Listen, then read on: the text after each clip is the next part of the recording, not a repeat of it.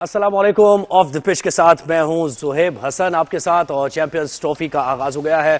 पहला मैच कल पाकिस्तान और न्यूजीलैंड का था। पाकिस्तान ने बहुत ही बेहतरीन पाकिस्तान की परफॉर्मेंस रही है। यानी कहते हैं कि फील्डिंग हो, बैटिंग हो, बॉलिंग हो, स्ट्रैटेजी कहीं भी कुछ नजर नहीं आया। इंटेंट पाकिस्तान की नजर नहीं आई और पाकिस्तान ने लग रहा है कि कोई लेसन लर्न नहीं किया है अपनी गलतियों से। ट्रायंगुलर सीरीज में पाकिस्तान हार कर आया न्यूजीलैंड से, तो हम ये कह रहे थे कि शायद ये एक मौका है टीम पाकिस्तान के लिए कि अपने आप को देखे और जो गलतियां हुई हैं वो आईसीसी चैंपियंस ट्रॉफी में ना दोहराए। लेकिन वो गलतियां दोहराने की और बात है, मजीद भी गलतियां उनके साथ ऐड ऑन कर दिया पाकिस्तान ने और बदतरीन परफॉर्मेंस। फैंस बहुत ज्यादा मायूस हुए। कल टॉस से लेकर, जो टॉस का फैसला था उससे लेकर जो पाकिस्तान गिरना शुरू हुआ है तो फिर संभलने का नाम नहीं लिया।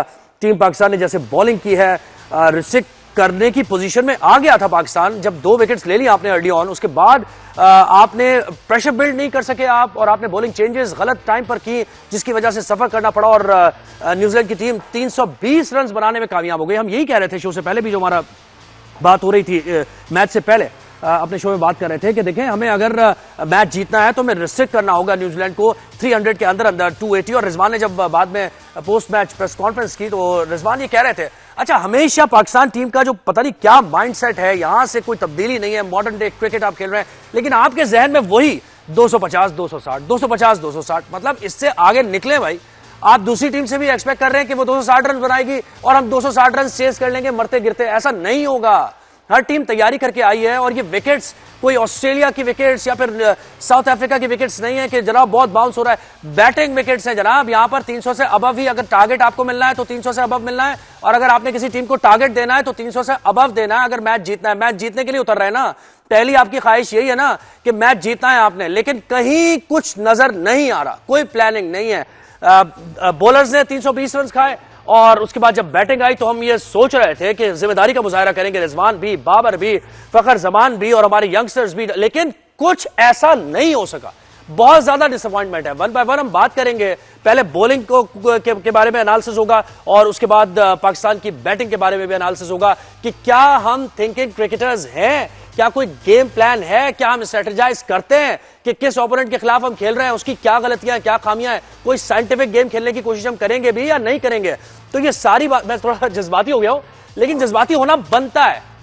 पहला ही मैच आप हार गए और अब ये सूरत हाल बन गई। हर टूर्नामेंट में यही होता है। यानी टूर्नामेंट शुरू हुआ नहीं है अभी और पाकिस्तान के बारे में ये एनालिसिस हो रहा है कि अगर ये मैच जीत गया तो ये इस रन रेट से जीतना है, अगर ये मैच हार गया तो इस रन रेट से, अगर ये हो गया तो हम पहुंच जाएंगे। ये सूरत हाल अब पाकिस्तान की बनती जा रही है क्योंकि आगे मजीद टफ टीम्स है। इंडिया के साथ आपने मुकाबला करना है इस परफॉर्मेंस के बाद, तो हमारी इस पर बात होगी। हमें ज्वाइन किया है और हमारे साथ ही होंगे अब आईसीसी चैंपियंस ट्रॉफी के दौरान शुएब मोहम्मद साहब ने, जो कि एक्स क्रिकेटर हैं, टेस्ट क्रिकेटर हैं, और टेक्निक की बात जरूर करनी है हमने। पूरे इस टूर्नामेंट में टेक्निक की बात करेंगे क्योंकि मॉडर्न डे क्रिकेट जब हम कहते हैं तो लोग ये समझते हैं कि शायद टेक्निक खत्म हो गई। अब भाई जब आप हार्ड हिटिंग करते हैं तब भी आपकी टेक्निक काउंट करती है। हैंड आई कोऑर्डिनेशन है आपकी, आपके रिफ्लेक्सेस कैसे हैं, आपका बैट किस तरीके, यानी ये हर चीज है। मतलब हार्ड हिटिंग में भी टेक्निक होती है, कोई ऐसी थोड़ी है कि स्टॉक कर दिया आपने उठा के। तो ये हम बातें करेंगे। शेख साहब बहुत शुक्रिया। कुछ मैं जज्बाती हो गया, शो का आगाज भी मैंने ऐसे ही किया, लेकिन होना तो बनता है थोड़ा। नहीं ज़ुहैब, बात यह है कि बहुत ज़्यादा एक दिन में पाकिस्तान की गलतियों की वजह से ये मैच की ये पोजीशन आ गई कि पाकिस्तान हार गया ये मैच। हालांकि जहां से टेक ऑफ करना चाहिए था 254 जो रन्स करे, 350 प्लस रन जो करे, उसके बाद टीम के अंदर मोरल और जो जोश जज्बा जो तमाम चीज़ें वो आ गई थी, लेकिन उसको वहां से कैरी ऑन करना चाहिए था और वो चीज़ मिसिंग लिंक नज़र आया कल के मैच में। बट बहुत कॉर्नर्स ऐसे हैं, स्टार्टिंग फ्रॉम द टॉस से लेके तमाम aspect of the game corners, उसमें पाकिस्तान की मेजर गलतियां नजर आई। टॉस से शुरू करते हैं शोएब भाई जी। मतलब आप टॉस जीत गए हैं, एक्सपेक्ट ये कर रहे हैं लोग, थोड़ी बहुत समझ जिन्हें है कि आप बैटिंग लेंगे, और रिजवान ने जाकर वहां फील्डिंग का फैसला कर दिया। देखो वही बात है कि जो पिछला जो मैच अच्छा जीते 350, तो फॉल्स इंप्रेशन के अंदर मेरा ख्याल से पाकिस्तान टीम आ गई कि हम सेकंड बारी करेंगे और उसी तरह का कोई परफॉर्मेंसेज आएंगी। देखिए इस तरह के once in a blue moon, once in a decade, ये रिकॉर्ड पाकिस्तान ने रिकॉर्ड क्रिएट किया है। तो it had happened for for the first time. तो बात और ओपोनेंट भी देखते हैं ना कि आप न्यूजीलैंड से खेल रहे हैं, तो उसका मतलब ये है कि एक तो पिछले मैच का जो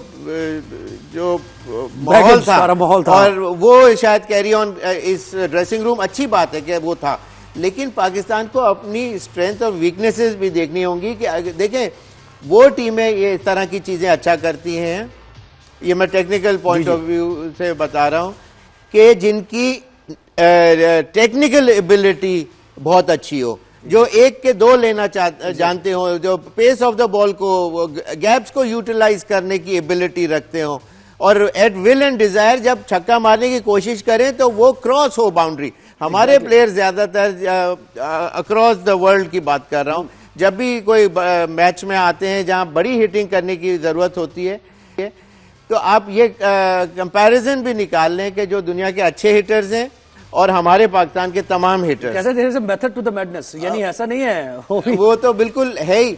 तो उसमें इनके 2 छक्के होंगे तो 2 बॉलें 5 बॉलें डॉट होंगी, गिरेंगी, 5 बॉलें डॉट होंगी। तो इसका मतलब यह है कि एबिलिटी, जो टेक्निकल एबिलिटी नहीं शिव भाई, फिर ये मुझे बताएं कि ये क्या मतलब फैसला कोई ना कुछ तो सोच के लिया होगा ना, तो क्या ड्यू के बारे में सोच रहे थे, वो कितना गलत ये मतलब एक्सपेक्ट कर रहे थे कि ड्यू हाँ, फिर अब जो ड्यू का जो वो बताया गया कि जी ड्यू एस्पेक्ट है और हमारे दिल और दिमाग में, मैं भी अभी 3-4 दिन पहले कुछ वो न्यूजीलैंड वाले मैच में मैं गया हुआ था, देख रहा था, तो कोई ड्यू फैक्टर तो था ही नहीं। तो ओवरनाइट रातों रात ड्यू तो कराची में नहीं पड़ने लगी थी, तो जिसकी वजह से मेरे ख्याल से वो एक गलत उन्होंने कमेंट पास किया कि आपने ये क्यों बैटिंग उनको दे दी, इसी के पाकिस्तान के कोर्ट में बॉल आ गई थी और वहां से उन्होंने उनके हाथ में दावत देके सारा बॉल उनके कोर्ट में लेके आ गए,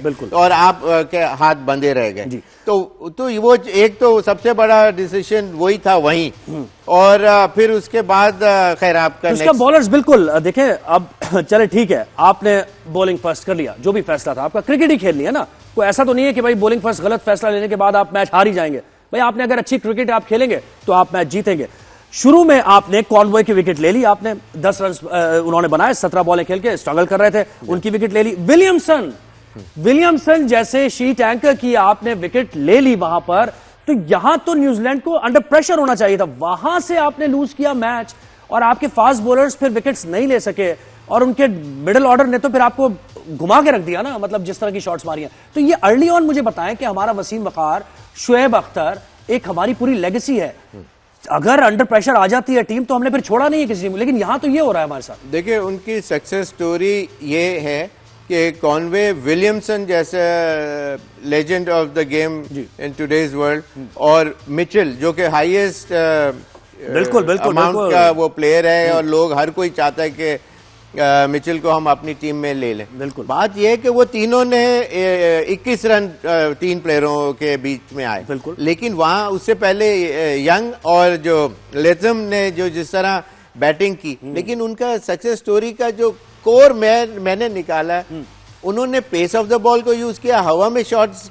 कम से कम खेले, बिल्कुल मिनिमम रिस्क, और फिर running between the wickets was the most crucial point two the success story कल के मैच के अंदर। और वैसे भी जब शॉट खेला, जो इनिशियल मूवमेंट होती है ना, उसमें आप कोई भी उनका शॉट देखें कि वो 100 मीटर की sprint from the word go लगाने की कोशिश करते हैं, और 1 के 2, 2 के 3, और इस तरह से उन्होंने और प्रेशर डालते हैं हमारे फील्डर्स के ऊपर। बिल्कुल, तो ये चीज उन्होंने कैरी ऑन करते रहे, और उन्होंने शो किया टू द वर्ल्ड के हालांकि उनका पूरा क्रीम जो है कहेंगे कि बैट्समैन जितने थे वो आउट हो गए, और वो आउट हो गए, but yet they manage to score 320 odd run.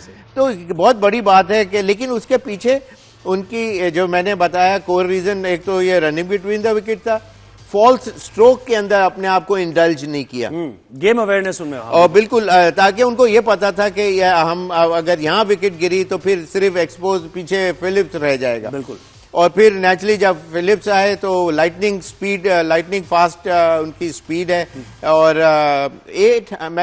मुझे पता चला 800 पुशअप्स करते हैं डेली देखें आप। और तो ये फिटनेस का जो उनका एक्स्ट्रा ऑर्डिनरी। और हमारे यहाँ तो मुझे ये लग रहा है शोएब भाई कि ये अपनी ये मुकम्मल तौर पे कंप्लीटली फिट नहीं होते, खाते नहीं है, या तो ट्रेनिंग्स नहीं करते हैं ये, और वो एक क्राइटेरिया जिसको मैं सारे ही मुझे अनफिट लग रहे हैं। फिटनेस के ऊपर बात की तो आप देख लें कि फखर जमान जो सिर्फ एक नेचुरल नॉर्मल स्प्रिंट लगा के आगे भागा, उसी वक्त उसने ऐसा नहीं कि कोई डाइव मारी जिसकी वजह से कोई गिरे और वहां से कोई रिब केज के अंदर उनको कोई दर्द हो गया।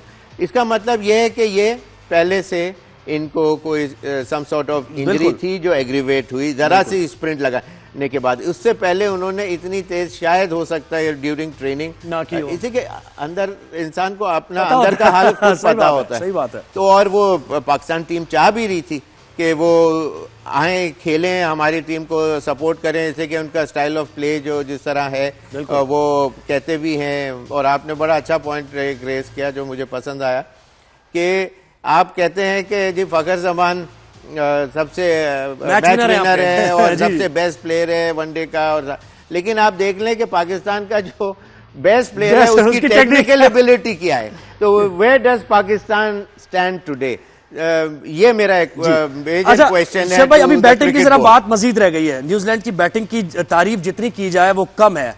अब देखिए down the order Tom Latham ने, जो कि इतने कोई क्लास बैट्समैन नहीं है टॉम लेथम, यानी वो हमेशा स्ट्रगल करते हुए ही नजर आते हैं और चांसेस उन्हें बहुत मिलते हैं। 118 रन वो लड़का बना गया है, और उसके साथ साथ फिलिप्स ने जो एक मतलब ऐसी इनिंग खेली है, 61 रन बनाए 39 बॉल्स पे। हाँ। तो ये फैक्टर कितना कंट्रीब्यूट किया कि 320 तक पहुंच गया न्यूजीलैंड? उन्होंने देखिए बड़ा स्मार्ट प्ले किया उन्होंने। आखिरी आप शुरू से आखिरी 10 ओवर 40th ओवर तक आप सिर्फ आप उनका इनिंग को एनालाइज करें तो बड़ी सिंपल क्रिकेट खेली उन्होंने।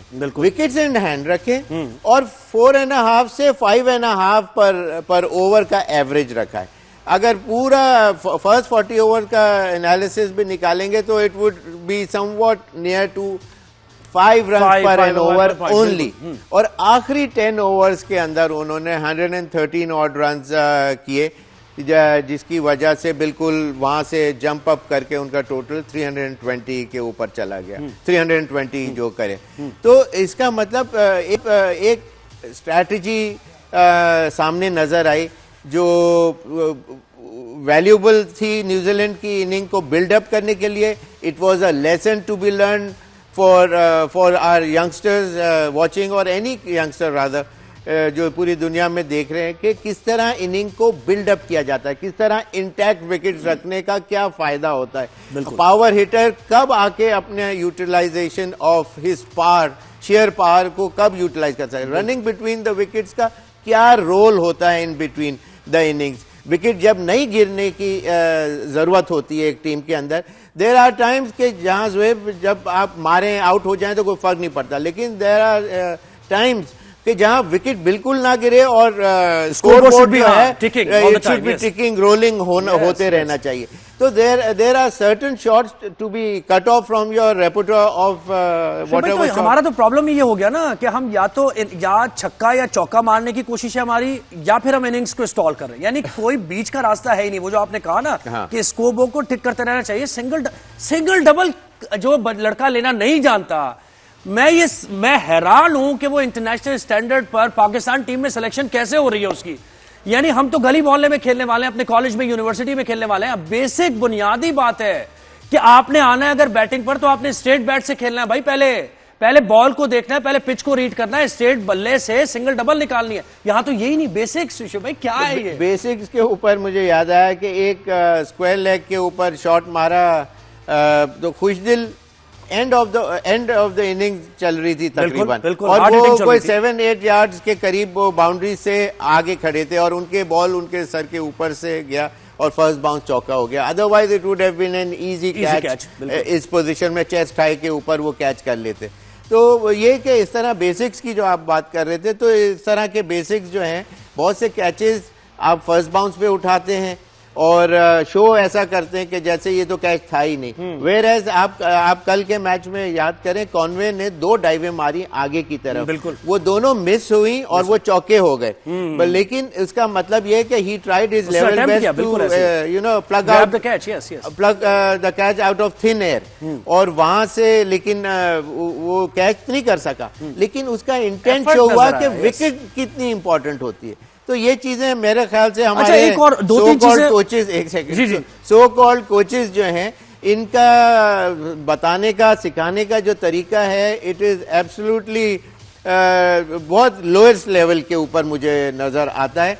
लोग ये समझते हैं, या पीसीबी हमारा क्रिकेट बोर्ड ये समझता है कि दीज सो कॉल्ड कोचेज जिन्होंने क्रिकेट खुद नहीं खेली, 98% of the coaches around Pakistan, जिसमें 230 और पेरोल के ऊपर हैं पीसीबी के, और वो उन्होंने खुद 10-15 या 2-4 मैचेस या इस तरह बातों ने तो बिल्कुल ही शायद। लेकिन वो तो ये कहते हैं ना कि इस स्टेज पे आके हम कोई टेक्निक थोड़ी सिखाएंगे, ये तो ये कि जो स्ट्रक्चर सही नहीं है, जब लड़का ऊपर आ रहा है तो टेक्निक तो नहीं सिखाएंगे, लेकिन टेक्निकल एबिलिटी को पावर लिए पॉलिश करने के लिए you are what you eat वाली बात है। आपने खुद, उन्होंने कुछ नहीं खेला, किताब पढ़ के आप नहीं सिखा सकते कौन सा सोल्यूशन किस मौके पे अप्लाई करना है। बिल्कुल। तो वो जो इशू है वो पाकिस्तान के अंदर इनकी, आप देख लें कि अभी जब हम पहले बात कर रहे थे, बेस्ट आपका प्लेयर बिल्कुल नॉन टेक्निकल है, सिर्फ पावर के ऊपर अपने खेलता है, कोई भी बॉल है उसको ऑफ की बॉल को लेग पे वो तो हम दिखाएंगे ना थोड़े। तो ये टेक्निकल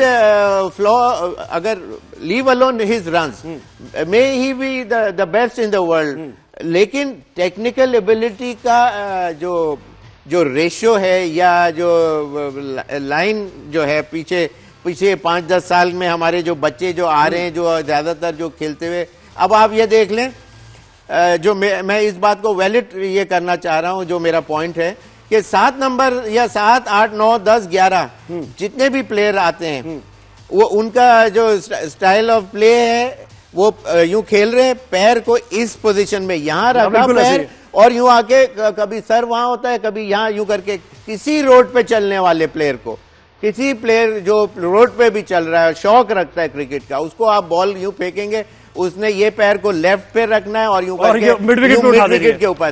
तो आप ये क्या सिखा रहे हैं इतने जो कोचेस, जो एंटोराज ऑफ पूरा ड्रेसिंग रूम भरा होता है कोचेस से, और इन लोगों ने क्या सिखाया है पिछले भाई, वही बात आ गई ना, अब तो स्टार बनना है ना, अब तो शाहिद आफरीदी आपके आइडियल है कि आपको स्टार बनना है, शाहिद आफरीदी की तरह खेलना है। अब देखिए, शाहिद आफरीदी एक ही है, उसके पास अगर खुदादाद सलाहियतें थी हार्ड हिटिंग की, तो आपको मेहनत करनी है, आपको मेहनत करके आना है। और शाहिद आफरीदी को चांस कितने मिले आप ये देखें, वो हम टेक्निक के बारे में हम बहुत बात करते हैं, तो वहां से ही सारा गेम खराब हो गया ना, जब आपके फेवरेट्स ही ऐसे हैं कि जिनको आप जिनकी टेक्निकली साउंड नहीं है बैट्समैन, तो फिर ऐसे ही लौट आएगी ना जो देख रहे हैं आप। बस ये कि देखें, कुदरत बाज दफा किसी के ऊपर ज्यादा मेहरबान होती है और वो ब्लू आइड बॉय बन जाते हैं, लेकिन ये कि टेक्निकल एबिलिटी की जहां बात आएगी, वहां ये चीज हमेशा आप देख लें कि जो गोल्डन प्लेयर्स ऑफ यस्टर ईयर्स के हैं, उनकी क्लास एक्ट बैटिंग आज भी लोग टीवी पे जब देखते हैं तो पसंद करते हैं, they are glued on to their TV sets. उसका रीजन ये है कि उनकी क्लास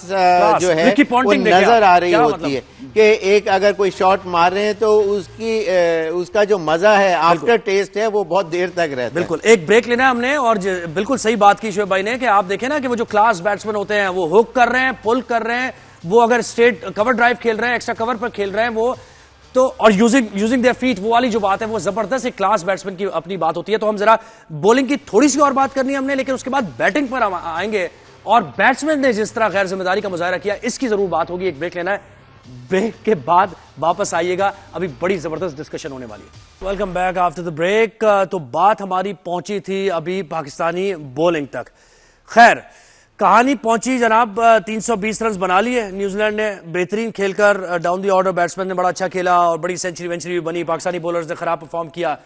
अब फैंस की तवक्को ये कि 320 बन गया है, होम ग्राउंड हमारा है, क्राउड की का बैकअप है, और पाकिस्तानी प्लेयर्स भी अच्छा खेल रहे हैं, पीछे हरा के आए साउथ अफ्रीका को, ऑस्ट्रेलिया को हरा के आए, तो ये 320 शायद चेज हो जाएगा, या फिर हम उस टारगेट तक एटलीस्ट पहुंच पाएंगे। लेकिन हुआ बिल्कुल इसके बरक्स। तो जनाब, हमारी बैटिंग का आगाज हुआ। अब बैटिंग में क्राइसिस अपना अलग ही नौयत का क्राइसिस है कि जनाब बाबर आजम बैटिंग में आएंगे साइम अयूब के इंजर्ड होने के बाद। ऐसी टीम में कोई अजीब सी सूरत हाल बनी है कि वन डाउन कौन आएगा, कौन ओपनर आएगा। आपकी इतनी तैयारी नहीं है कि अगर आपका एक बैट्समैन इंजर्ड हो जाता है तो फिर आप कैसे खिलाएंगे, किसको खिलाएंगे। तो सऊद शकील ने ओपनिंग का आगाज किया, 6 रन बनाकर आउट हो गए। बाबर आजम उनके साथ थे। बाबर आजम तो खैर ऐसे खड़े रहे ना कि उन्हें यह लग रहा था कि शायद टेस्ट भी अब 8 दिन का है, 8 दिन का टेस्ट वो खेल रहे हैं और उन्होंने टेस्ट मैच खेला। 320 चेज नहीं करना, असल में 100 रन के अंदर अंदर बनाया न्यूजीलैंड ने और वो बाबर आजम को बेहतरीन परफॉर्मेंस दिखाते हुए चेस करना है। 64 रन बनाए। अच्छा दिखाएं जरा बाबर आजम को, दिखाएं ना। जितना भी हमारे पास वक्त है हम कोशिश करेंगे कि बाबर आजम की परफॉर्मेंस पे डिस्कस करें। ये देखिए 64 रन बाबर आजम ने बनाए हैं 90 बॉल खेलकर। स्ट्राइक रेट क्या है 71, जो कि 1970 में भी शायद नहीं होता था। 71 स्ट्राइक रेट। 4 उन्होंने चौके 6 मारे और 6 उन्होंने 1 मारा है बाबर आजम ने। तो पता नहीं क्या सोच के, शोएब भाई बाबर आजम की जरूर बात करनी है हमने। क्यों उनका strike rate modern day cricket में क्यों अडॉप्ट नहीं कर पा रहे हैं, वो क्या सोच के खेल रहे हैं? सिर्फ कवर ड्राइव ही खेलनी है उन्होंने? बिल्कुल बात यही है कि वो अपना स्टाइल ऑफ प्ले जो है उनका एक पर्टिकुलर टाइप का, उनका बैटिंग का बहुत अच्छा खेलते हैं, खूबसूरत खेलते हैं।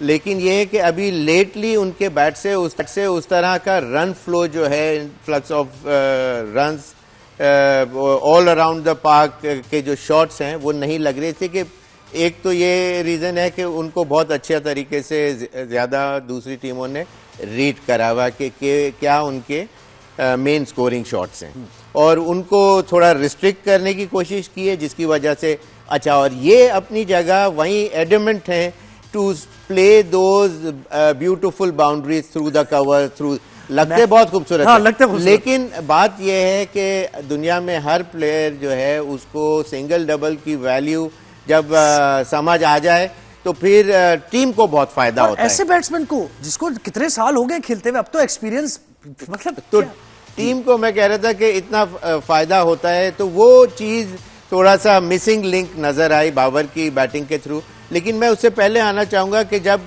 पाकिस्तान ने जब बैटिंग स्टार्ट की, फखर की इंजरी हो गई ड्यूरिंग मैच ऑफ प्ले, तो वहां बैटिंग ऑर्डर चेंज होना था।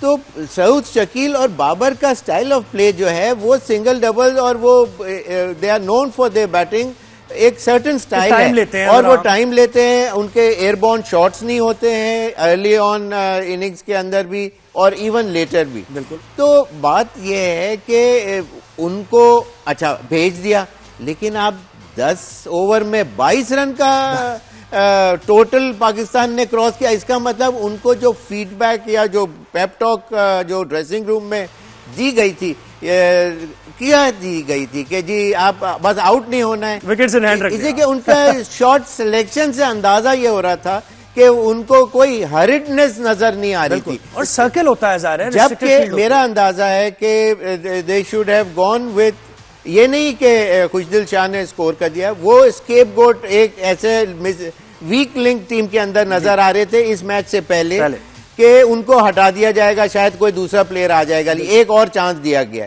तो उनको भेजे थे, वो भी लेफ्ट हैंडर थे। लेफ्ट हैंडर का जो सऊद का जो एडवांटेज बेसिकली जो चाह रहे था पाकिस्तान, वो भी मिल जाता। और अगर वो शुरू में क्विक फायर जो रन, जो जरूरत मोमेंटम किक स्टार्ट चाहिए था पाकिस्तान टीम को, इंटेंट शुरू से शो करते कि they are trying to achieve that total of 320 runs, और वहां वो चीज बिल्कुल नजर नहीं आई। 10 ओवर में ही पाकिस्तान तो मैच हार गया। पाकिस्तान उसके बाद थोड़ा बहुत जो चला तो 150 रन के अंदर तकरीबन टीम बुक हो चुकी हुई थी।